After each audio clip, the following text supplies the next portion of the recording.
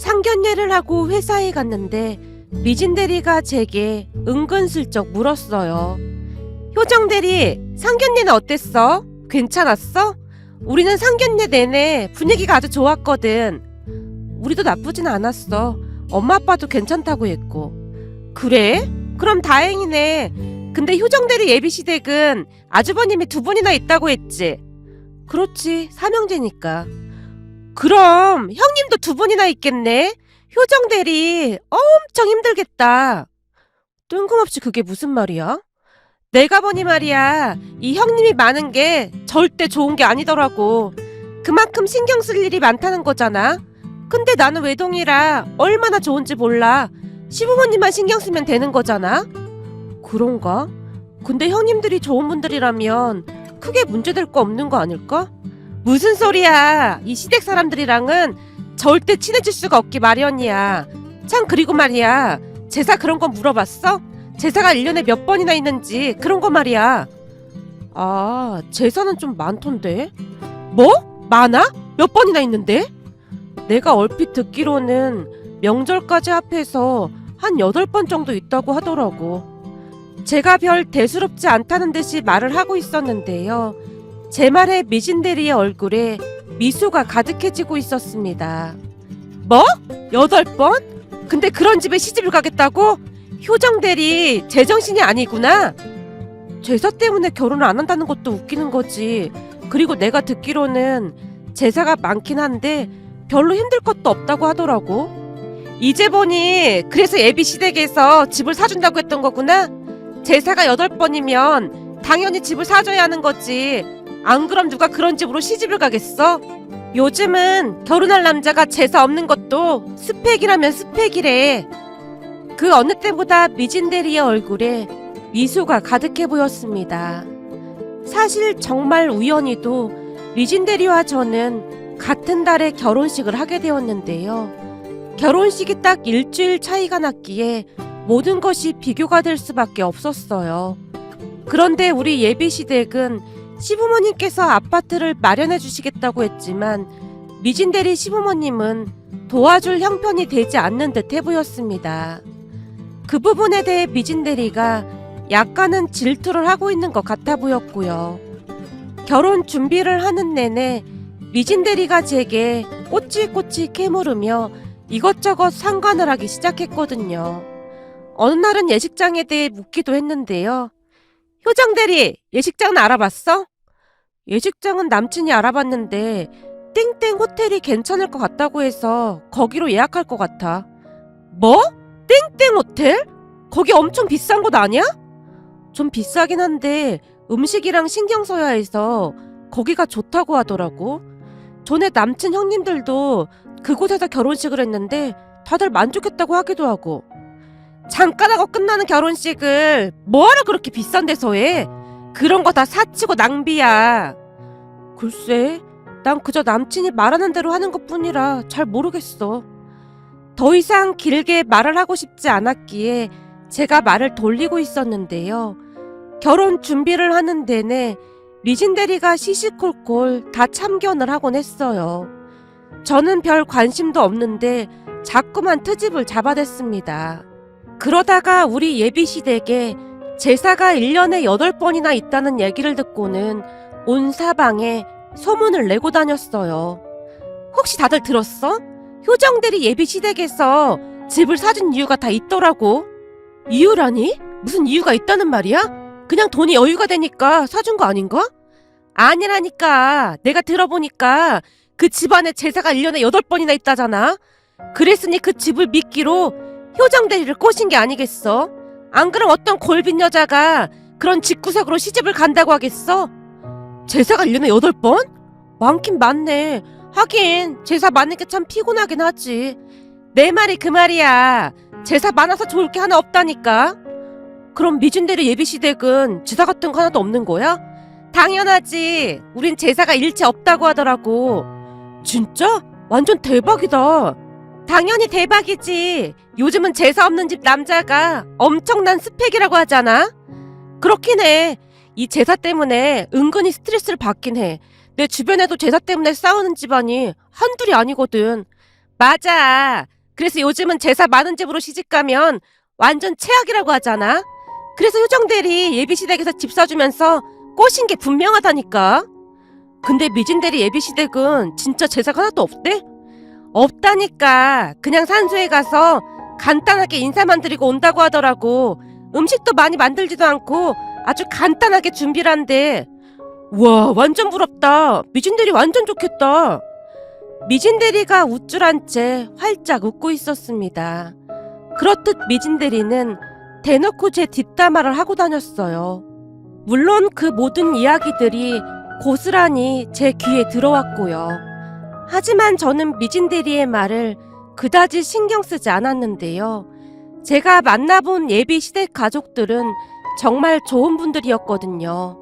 시부모님부터 아주버님과 형님 두 분까지 배려가 몸에 배어있는 분들이라고 해야 할까요? 물론 제사 많다는 것이 조금 걸리긴 했지만 그냥 느낌적으로 크게 걱정할 필요가 없을 것 같다는 생각이 들었습니다. 그렇게 미진대리가 저보다 일주일 먼저 결혼을 했고 일주일 후 제가 결혼을 했습니다. 결혼식을 하고 난 뒤 동료들의 말이 참 많았는데요. 미진대리 결혼식장에 문제가 참 많았습니다. 대부분의 사람들이 식사도 제대로 하지 못한 채 나와야 했으니까요. 식사가 뷔페였는데 대기하는 사람 줄이 너무나 길어서 음식을 가지러 가는 시간에 이미 다들 지쳐 있었거든요.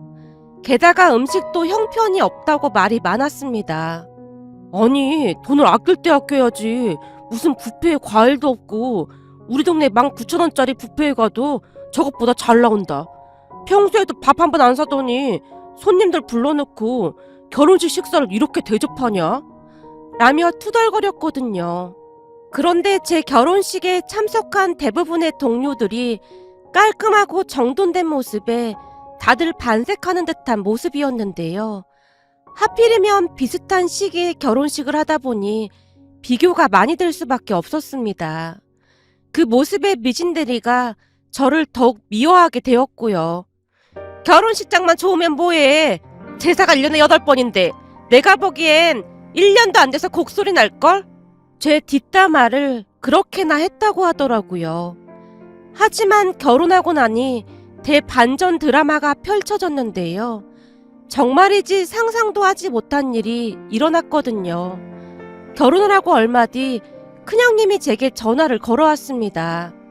막내 동서, 이번 달 16일 날에 제사 있는데 혹시 시댁에 내려갈 수 있겠어? 네, 형님. 첫 제사구에서 꼭 참석하려고 했어요. 그날 휴가 내면 되니까 꼭 참석할게요. 그래, 말이라도 고맙네. 근데 말이야, 제사 때 참석해도 절대 후회는 하지 않을 거야. 네? 그게 무슨 말씀이세요? 암튼 그런 게 있으니까 맘 편히 내려오라고. 네, 알겠습니다. 그럼 그날 뵙겠습니다. 라며 제가 전화를 끊고 있었는데요. 옆에서 가만히 듣고만 있던 미진대리가 뱁새 눈을 한 채 제게 물었어요. 효정대리, 누구야? 아, 우리 큰형님. 뭐? 큰형님? 결혼한 지 얼마나 됐다고 벌써 시집살이를 시켜? 내가 가만히 들어보니 제사 얘기하는 것 같더구만.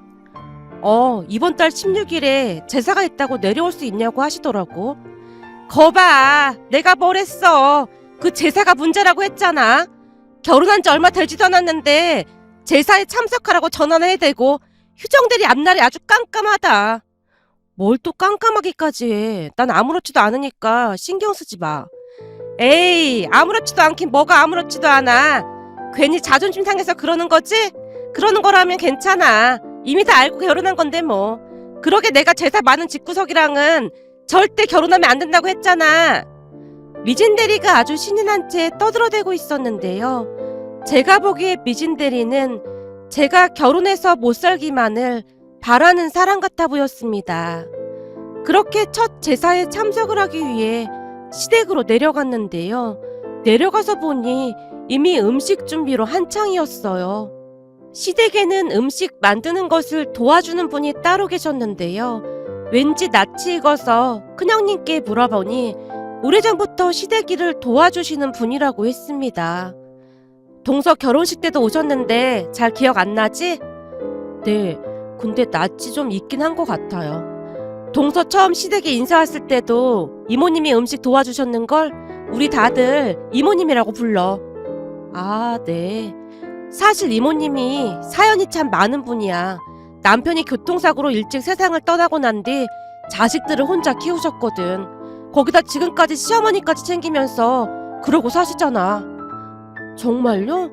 남편이 세상 떠나면 대부분은 시댁이랑 연락 끊기고 그러지 않나요? 나도 잘은 모르는데 이모님 시어머님이 하루도 쉬지 않고 일하시면서 손주들 뒷바라지를 했다고 하더라고. 그랬으니 이모님도 시어머님을 그렇게나 잘 챙기고 있고 말이야. 가끔 이모님 시어머님도 우리 집에 와서 같이 식사도 하시고 그래서 우리 모두 얼굴 정도는 다 알고 있거든. 내가 내 입으로 이런 말해서 조금 나쁘끄럽긴 한데 동서 진짜 시집 잘 온 거야. 우리 시부모님 진짜 대단하신 분들이거든. 저 이모님도 사연이 너무 딱해서 어머님의 일을 도와달라고 하시면서 그동안 엄청 많이 도와주셨어.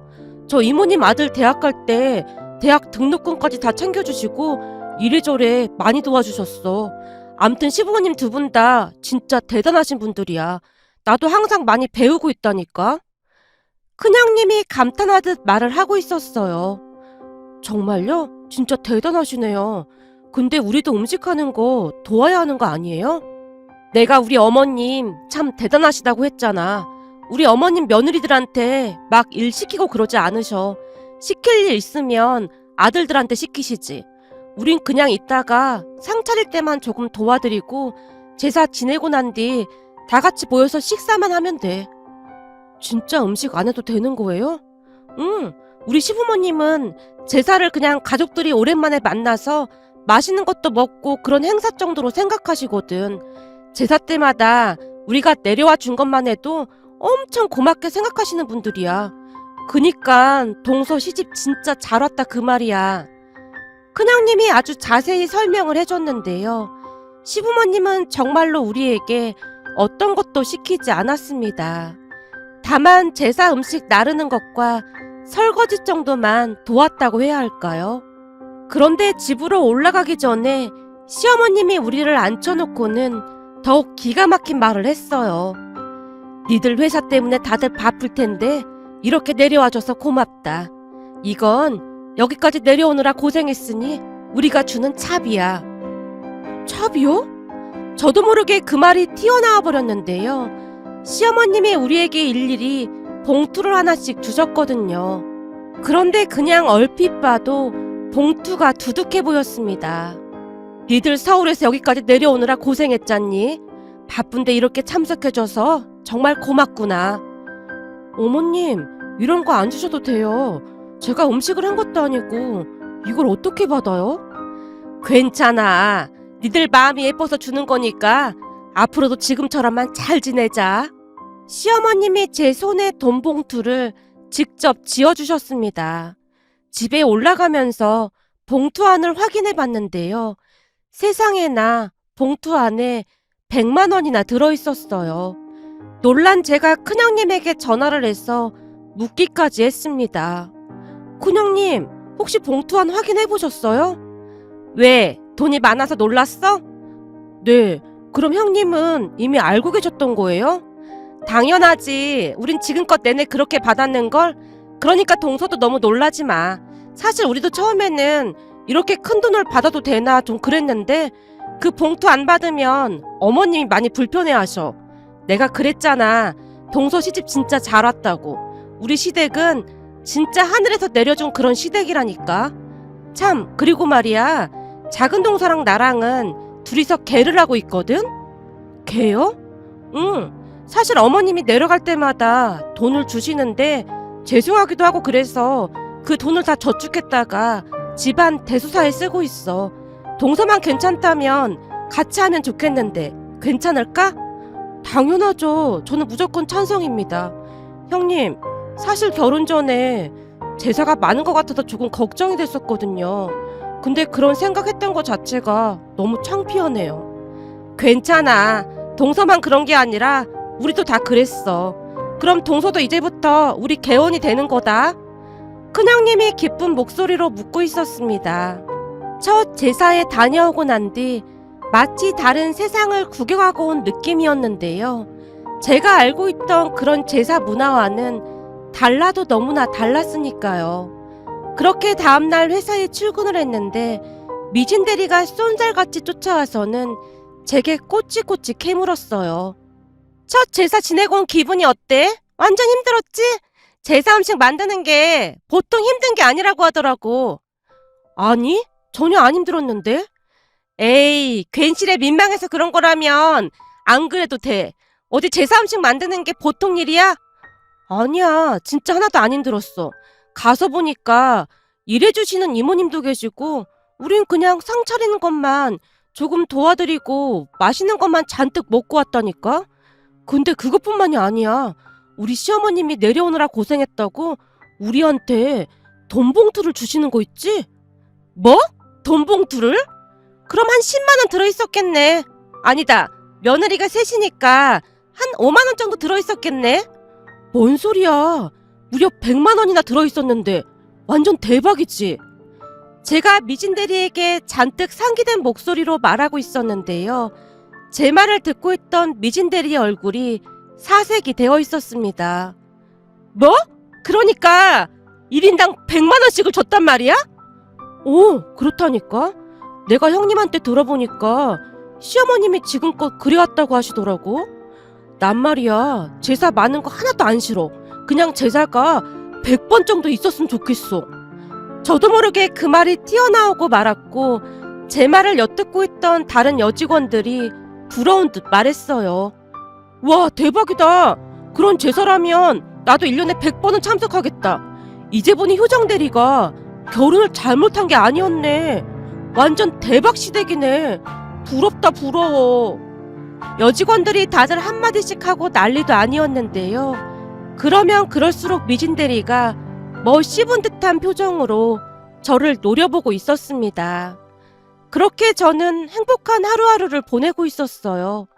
그러던 어느 날은 미진 대리에게 전화가 한 통 걸려왔는데요.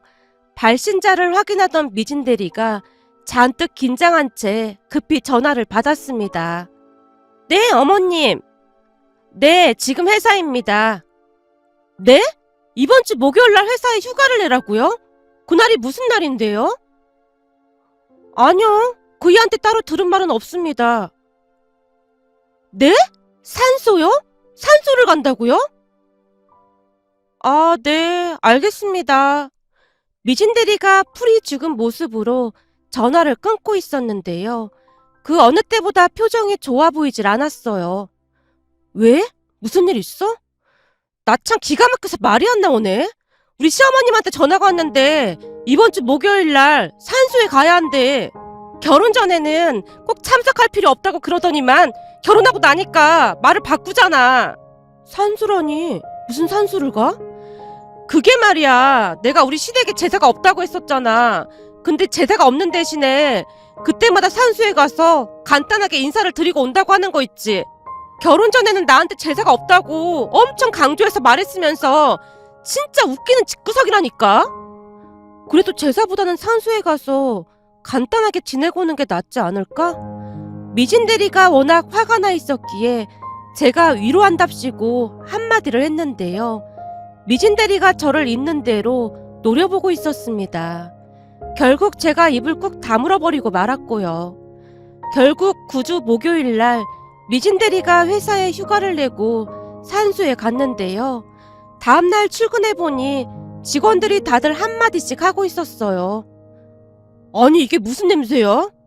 이거 파스 냄새 아니야? 아니, 도대체 파스를 얼마나 붙인 거야? 아주 골이 아프네 그냥. 직원들의 말은 사실이었는데요. 사무실 안에서 파스 냄새가 진동하고 있었거든요. 우리 모두가 주변을 두리번거리며 코를 움켜잡고 있던 순간 미진 대리가 울상을 지으며 말했어요. 나야, 나 지금 파스로 도배했으니까 조금만 이해해줘. 아니, 파스로 도배를 하다니 무슨 일 있었던 거야? 제가 놀란 채 미진 대리에게 물었고 미진 대리가 기가 막힌 이야기를 해줬습니다. 미진 대리의 말에 의하면 미진대리 시댁은 제사가 없는 대신 산소에 가서 간단하게 인사만 드리고 온다고 했어요. 거기까지만 들어보면 큰 문제가 없을 것 같아 보였는데요. 문제는 그 산소까지 가는 거리가 엄청 힘든 모양이었습니다.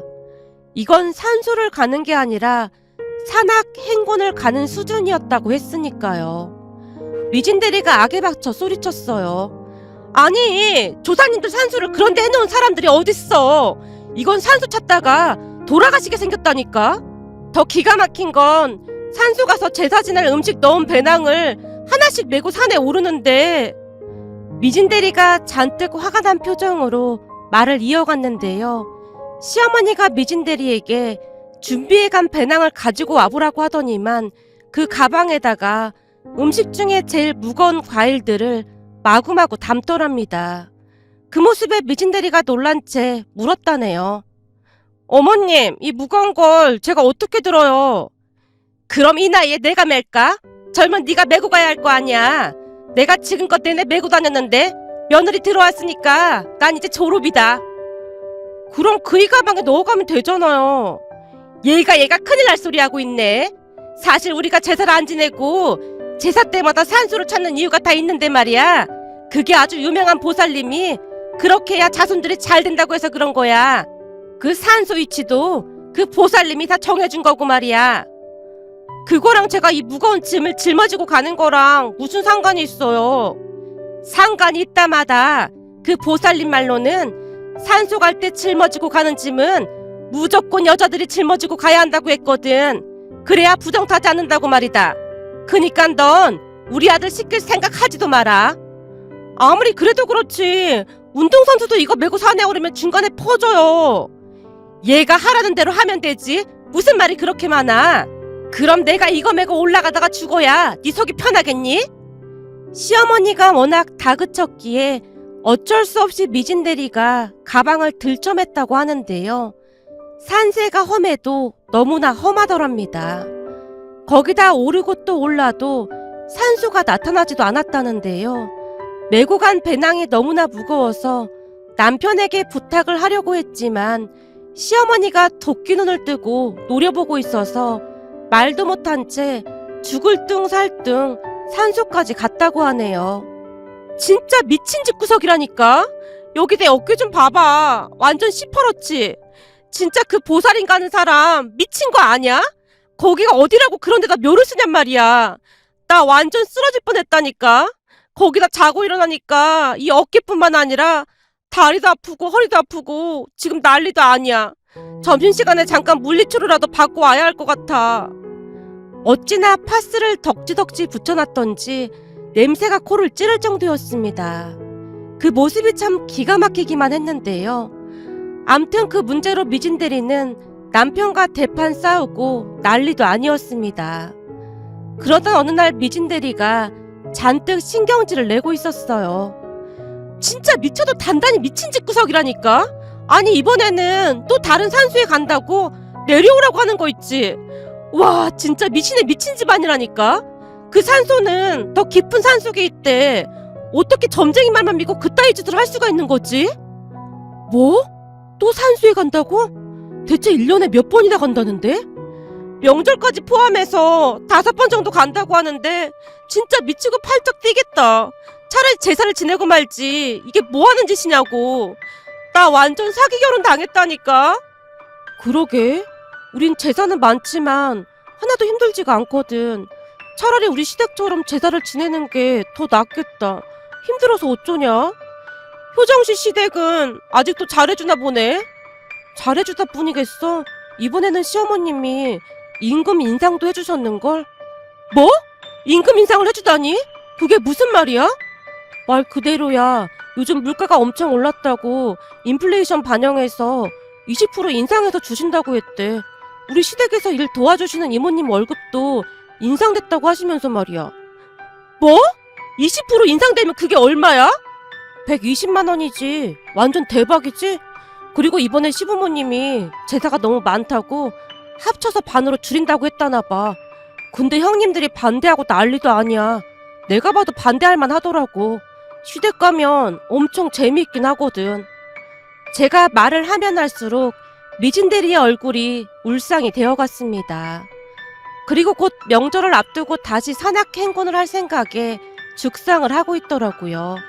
남편도 참 생각이 없는 사람으로 그동안 자기네 엄마는 아무 말도 안 하고 다 했는데 넌 왜 그렇게 말이 많냐면서 오히려 미진대리를 나무라더랍니다.